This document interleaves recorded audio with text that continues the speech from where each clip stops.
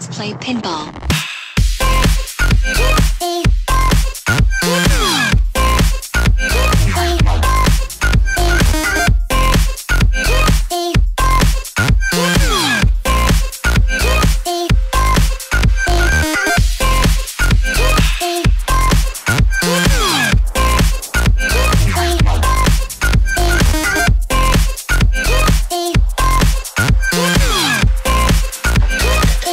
Mode. Enable.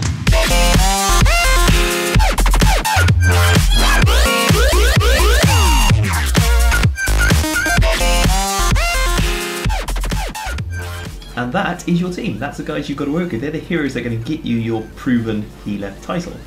You'll learn to love them and you'll learn to hate them. They do really stupid stuff, but you know, that's what you've got to work with.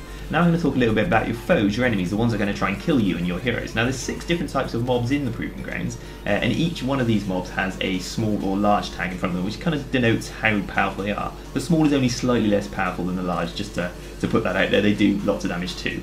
The first mob is called a Ripper, and basically what they do is low to medium constant tank damage. They're there to make sure you're constantly having to heal your tank. And they're very similar to the next mob, which is the Conqueror. The Conqueror does slightly more damage, sort of medium to high damage, but they also do dangerous amounts of damage when they enrage. You've got to pretty much use a tank cooldown when the Conqueror enrages to keep your tank alive. You've got a Tunneler. Now the Tunneler is a very annoying mob. They do low to very high single target damage. It's low if you can get the debuff off very quickly. You get that off by getting your target above 90% health. If the chomp debuff starts to roll, they can do a lot of damage. So you've got to be aware and thereabouts. Flame Callers do low to medium single target damage by Pyroblasts and Fireballs and things like that ilk. They place lava pools on the floor. Now, your NPCs will stand in these, no two ways about it, and that means the Fireballs and Pyroblasts will hit them a little bit harder. The next mob is the Aqualight. Now, I find these the most difficult to deal with. They do medium, sort of kind of to heavy tank damage, which is constant, and they also put a dangerous debuff, which is priority to dispel. You must dispel that debuff as soon as you see it going out there. And the final mob is called a Hive Singer. Now, these do medium party-wide damage. They're constantly channeling a spell, which does a nasty bit of damage to your raid and to your party. So when they're about, you've got to make sure you've got to get lots of AoE healing out there. So that's your friends and that's your foes, and now this is the footage. This is wave 21 through to 30 with the wave makeup and some tips and advice along the way. Now the first wave is 1 large flame caller, 2 small ripper. They do low to medium tank damage, non-threatening single target spikes of damage across the raid, which you can just heal up at your leisure. As a disc priest, you can pretty much do it through atonement for the most part. Any procs from darkness come light is a bonus. Basically, what you want to do here is not use a single cooldown and use as little mana as possible. The waves come in sets of 10, and every 10 waves you get a chance to drink. So going into this wave, you should be at full mana, and coming out of this wave, ideally full mana. It's an easy wave, you don't really need to worry too much about that. Now wave 2 is a slightly incremental increase in damage, not really too hard. In this wave, which comes a little bit after you finish wave 1, you get a large Hive Singer, large Aqualight and a small Ripper. Obviously with an Aqualight in this wave, dispelling becomes priority. The Hive Singer will do some semi-constant damage across your raid. Most of its casts will get interrupted by your rather superb mage and rogue. My opinion of them will change in the later waves when the lava pools spawn. The small Ripper will do constant damage to your tank. The large Aqualight will do heavy damage to your tank, and it will be constant. So single target heals on your tank are a priority. He might drop.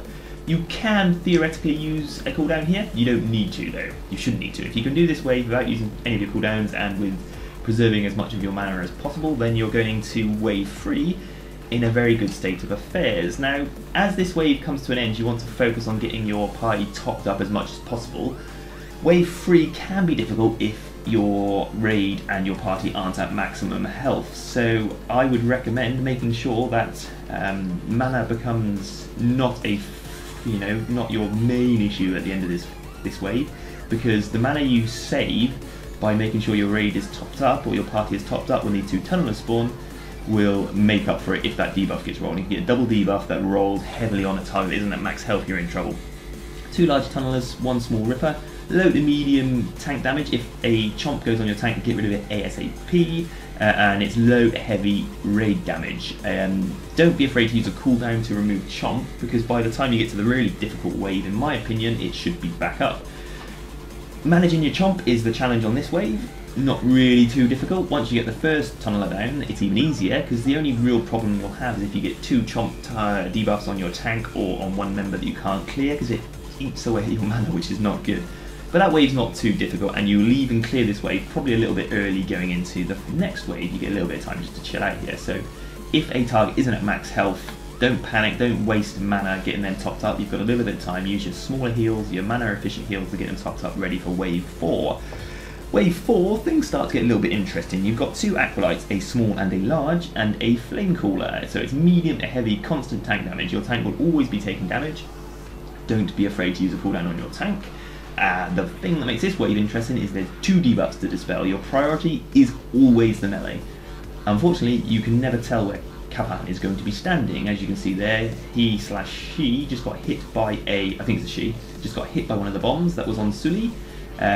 Sometimes she stands in melee, sometimes she'll stand right by you with a debuff, sometimes she'll go wandering off over the other side of the room. She's very annoying. You can use Master Spell if there's 2 debuffs in the melee range, so if your rogue and your tank get it, don't be afraid to use Master Spell. Ideally you don't want to use Master Spell, the mana doesn't really allow it. If you can let one debuff tick and it isn't in the melee, not the end of the world. Make sure there's a shield on them. If it's you can use a personal cooldown, all that kind of stuff. That wave leads to wave 5, which is in my opinion a difficult wave. It's a large Conqueror, large Hive Singer, which isn't too bad. The problem you have this wave is the Hive Singer will start channeling their casts just as the tunneler, which arrives late, comes. So what could be a problem here is one of your raid members could end up not being at max health when the tunneler spawns and get the debuff, and it gets a bit ugly then. But it's pretty constant medium to heavy tank damage. You probably need to use a cooldown when the Conqueror enrages. It's constant medium raid-wide damage and huge spikes of damage if the debuff gets in a nasty RNG, such as if it goes on your tank. If it goes on your tank, you need to worry, and lo and behold, I get one on my tank, and it means you have to get that off ASAP because the damage is constant. If that debuff gets rolling and you can't clear it, you waste a lot of mana. This is where From Darkness Come Light comes in handy, because it procs there, I clear the debuff and I get another one straight away. So it's quite handy, and that's why pretty much I went with that talent, because I found that it saved situations and it saved a lot of mana. This wave will always carry over into the next wave. The Conqueror will still be up when the next wave spawns. It's quite a difficult wave. You get 1 Acolyte, 1 Flame Cooler, 1 Tunneler, and 1 Ripper. They're all small, but they're all pretty dangerous. They do medium to heavy, constant damage. It's party-wide, spikes of damage from that Flame Cooler, there's lava pools, and the Flame Cooler doesn't really get, he just kind of sits over there on his own, pyroblasting, flame blasting you. You get another nasty debuff on your tank, which isn't cool. You end up getting a debuff on yourself, which you have to dispel. Yeah, it's a nasty wave. I find that the most difficult in my opinion. And if you've got a big cooldown, Divine Hymn, your Tranquilities, that kind of thing, it's probably the wave where you're probably most likely going to need to use it. Of course, as a Disc Priest, you don't really have a massive healing Thuriput cooldown, so it's a matter of managing that wave as best you can.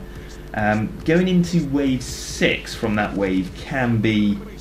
from wave 7 from that wave can be a bit annoying if you let things get a little bit messy, but the Hive Singer that comes in wave 7 can be a bit annoying. Like I said, if you've not managed to top everybody off, which I don't on this attempt, it can get a bit nasty if you don't manage things correctly. I have to use a cooldown on my tank before the Conqueror's enraged, which isn't probably the smartest thing, but my tank had his shield wall up, so I was kind of got away with it a little bit there.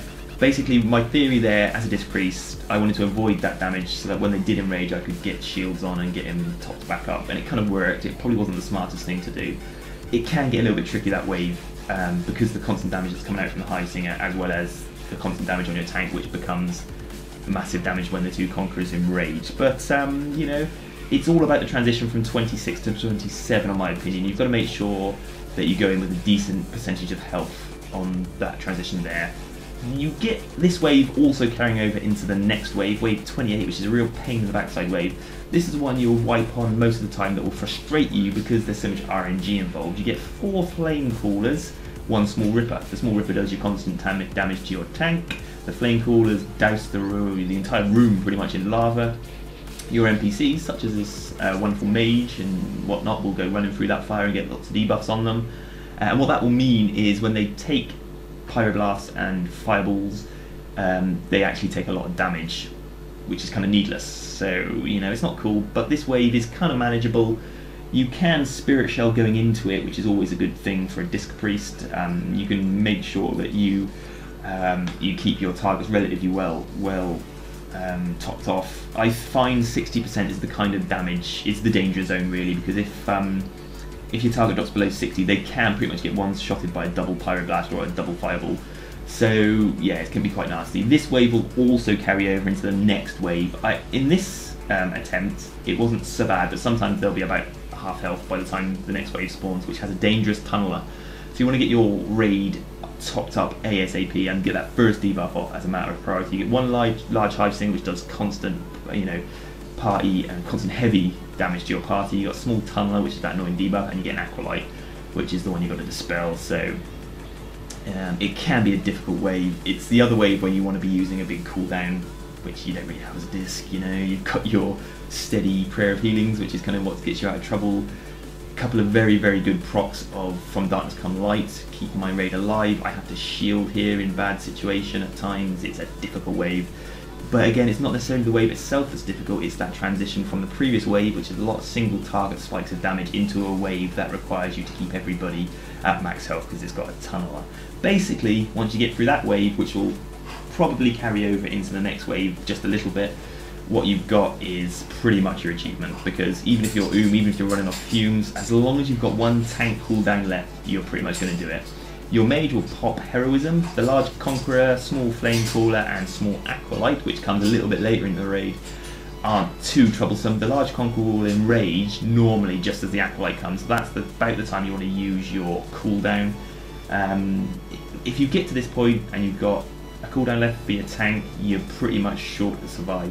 I actually use a second cooldown a little bit later on. You could probably survive just off fumes. I kind of let the damage roll over because I know I've got a life swap in tow, so I kind of just let